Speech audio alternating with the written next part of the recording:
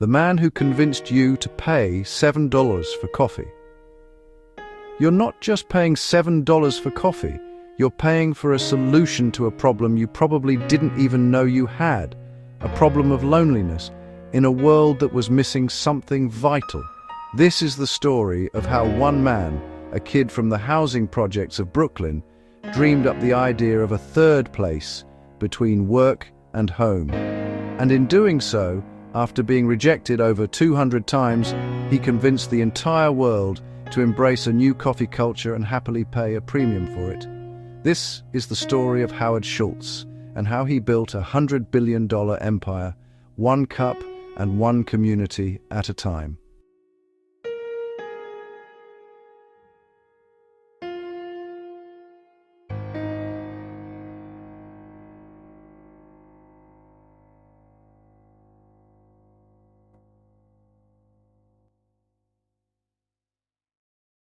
But to understand the revolution, you have to understand what came before. And what came before wasn't some global coffeehouse chain. The story doesn't start with lattes and comfy armchairs. It starts in 1971 on the cobblestone streets of Seattle's Pike Place Market. Here, three friends, Jerry Baldwin, Zev Siegel, and Gordon Bowker, opened a small shop. It was called Starbucks, a name inspired by the seafaring adventure of Moby Dick, evoking the romance of the high seas and the early coffee traders. But if you walked into that original store, you couldn't buy a cafe mocha or a frappuccino. You couldn't even get a simple cup of brewed coffee. The first Starbucks didn't sell drinks at all. They sold a passion for coffee itself. They were purists, merchants of freshly roasted, high-quality Arabica coffee beans, along with teas, spices, and all the gear you'd need to brew the perfect cup at home. They were educators, evangelists for good coffee. In a country totally dominated by instant granules and bland percolator brew. The business was respected, it was local, and it was small. And for the original founders, that was enough. They wanted to stay small and focus on the craft of roasting. But a world away, a young man from New York was about to walk through their doors and see a future they could never have imagined.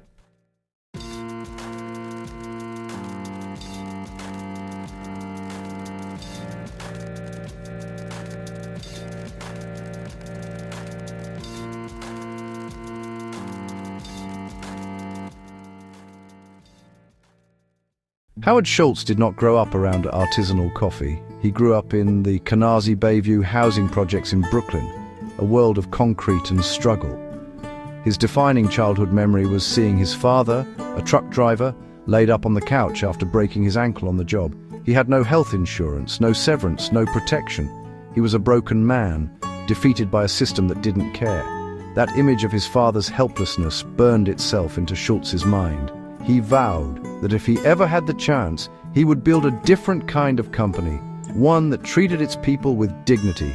Fast forward to 1981. Schultz is now a successful vice president for a Swedish housewares company, living in Manhattan and having escaped the projects, but he notices something odd. A tiny coffee bean shop in Seattle is ordering an unusually large number of his company's drip coffee makers. Intrigued, he flies across the country to see it for himself. He walks into Starbucks, takes a sip of their Sumatran brew, and has an epiphany. It's the best coffee he's ever tasted. He knew in that instant that he had to be a part of it. After a full year of convincing the reluctant owners, they finally hired him as the director of retail operations and marketing in 1982. A year later, in 1983, Starbucks sent him on a buying trip to Milan, Italy. And that is where everything changed. It wasn't just the coffee that struck him, it was the culture. All over Milan, he discovered these vibrant espresso bars, 1,500 of them in that city alone. They felt like extensions of people's front porches, true community hubs. The baristas knew their customers by name, greeting them like family. People were laughing, talking, connecting. It was a daily ritual, a moment of affordable pleasure and human connection. Schultz was thunderstruck. This wasn't just a place to get a drink. This was the third place. A welcoming, comfortable anchor of community life, away from the pressures of home and work. He knew with absolute certainty that this was the future. Schultz raced back to Seattle, his mind buzzing. He tried to explain his vision to the Starbucks founders. They had to sell drinks. They had to create the Italian coffeehouse experience right here in America. The founders, however, were horrified. They were purists. Selling drinks was a distraction from their mission. It would turn their beautiful retail store into a bar. It would betray everything they built. They said no, flat out. Heartbroken but undeterred, Schultz made the toughest decision of his life. In 1985, he left Starbucks to start his own company. He would build his Italian-inspired coffee bar himself. He called it Il Giornale, which means the daily in Italian. But he had a vision and no money. He needed to raise $400,000 to get started. So began one of the most legendary chapters of entrepreneurial struggle. He pitched his idea to 242 potential investors, and 217 of them said no. They told him he was crazy. They said Americans, used to 50-cent diner coffee, would never pay a premium for a cup of coffee. It was a humbling, soul-crushing period. But Schultz persisted. He believed in what he saw in Italy. He believed Americans were starved for connection. Slowly, painstakingly, he found the 25 investors who said yes. He even got seed money from the Starbucks founders, who, while they didn't share his vision, at least believed in him. In 1986, the first Il Giornale opened its doors. It had limited seating, played opera music, and served incredible espresso, and people loved it. The concept worked. Then, in 1987, fate intervened. The original Starbucks owners wanted to focus on another coffee venture they owned, Peet's Coffee and Tea, and decided to sell the entire Starbucks retail operation, the name, the roasting plant, and its 6 Seattle stores. This was Schultz's one shot. He scrambled to raise the $3.8 million purchase price and succeeded. Howard Schultz, the former employee whose vision was rejected, now owned Starbucks. He immediately merged Il Giornale into Starbucks and rebranded his coffee bars under the now iconic name. He swapped the old brown aprons for green ones and set out to build the company he had always dreamed of. Not just a chain of coffee shops, but a network of third places that would treat both customers and employees with dignity. Inspired by the memory of his father's accident, he did something revolutionary. He offered comprehensive health benefits and stock options, which he called Bean Stock, to all employees, even part-time baristas. Investors were aghast. They said the cost would destroy the company, that he was a social worker, not a CEO. But Schultz knew that if you treat your employees like partners, they will treat customers like guests, and the business will thrive. He was building his company on people, not just profits. With Schultz at the helm, Starbucks was no longer just in the coffee business. As he famously put it, "We are not in the coffee business serving people, we are in the people business serving coffee." Every single decision was now filtered through the lens of creating the ultimate third place.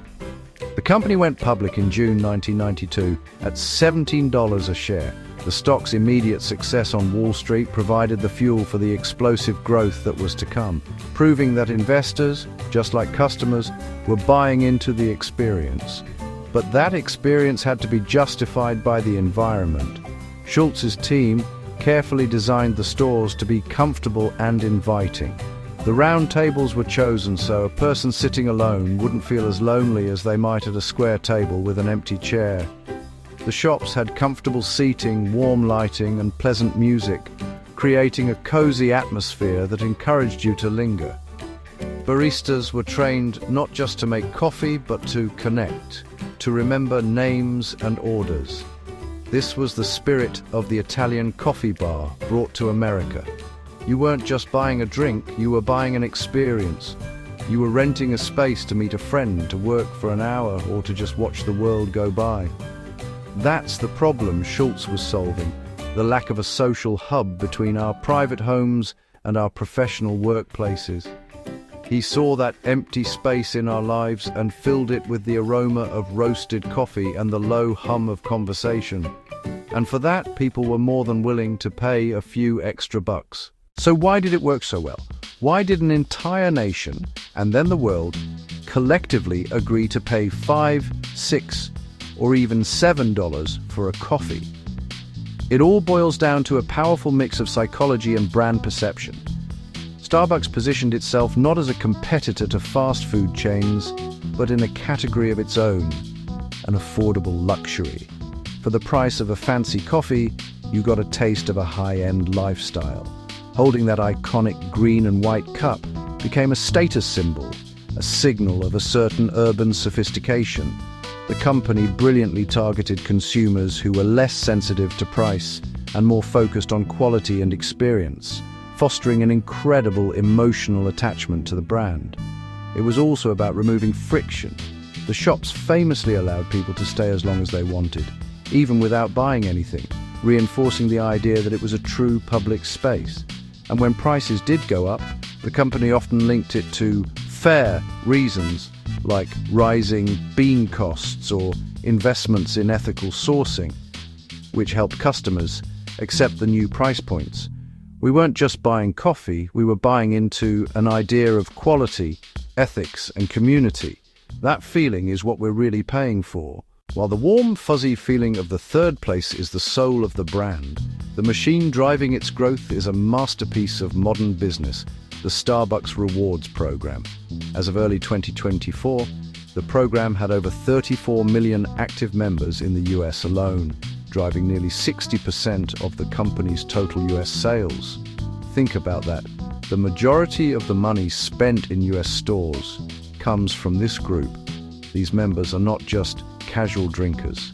They are 5.6 times more likely to visit Starbucks every single day compared to non-members. The program works on a simple points-based system, stars, that incentivizes repeat business. But its true genius is the mobile app. The app makes ordering and paying seamless. But more than that, it requires users to preload money onto their digital cards.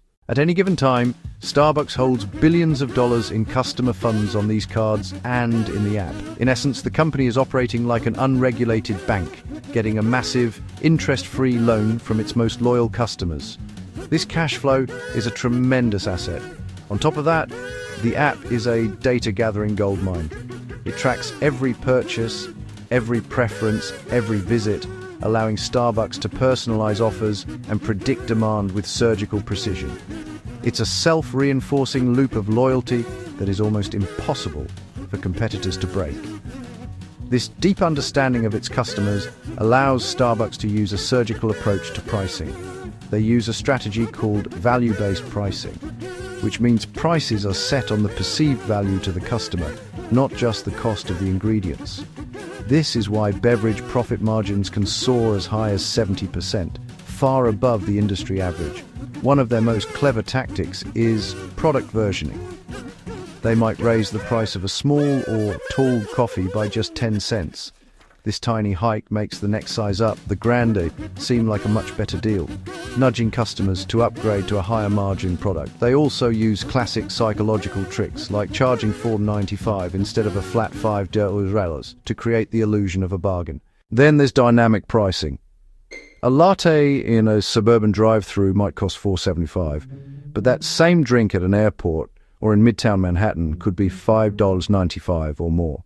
Starbucks knows that in those high-demand locations, customers are willing to pay more. Finally, there's price skimming for seasonal items. When the pumpkin spice latte is released each fall, the initial high price exploits the hype, capturing maximum profit from its most eager fans. All these strategies work together, ensuring the company extracts the most value possible, while keeping its core customers happy. Under Schultz's leadership, Starbucks grew from those 11 stores in 1987 to more than 35,000 worldwide, fundamentally changing global coffee culture. That initial $17 IPO price in 1992 has, through multiple stock splits and decades of growth, turned a $1,000 investment into a fortune. He served 3 different stints as CEO, stepping down for the final time in March 2023. Today, the company faces new challenges with fierce competition and rising costs. The company is now under new leadership, with Brian Niccol taking over as CEO in late 2024. The company is focused on its triple-shot reinvention strategy, a plan to recenter on its core identity, improve the store experience, and reinvigorate its culture. It's a recognition that the third-place concept that Schultz championed is, and always will be, the source of its power. The story of Starbucks isn't really about coffee.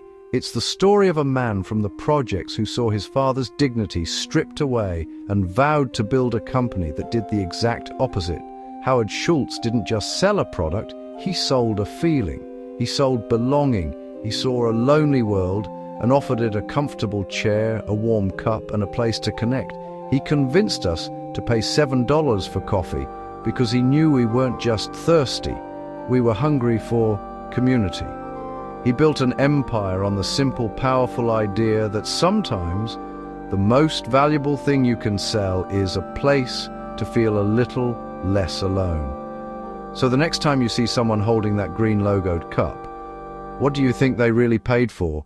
Let me know your thoughts in the comments below. And if you enjoyed this story, be sure to subscribe for more deep dives into the businesses that shape our world.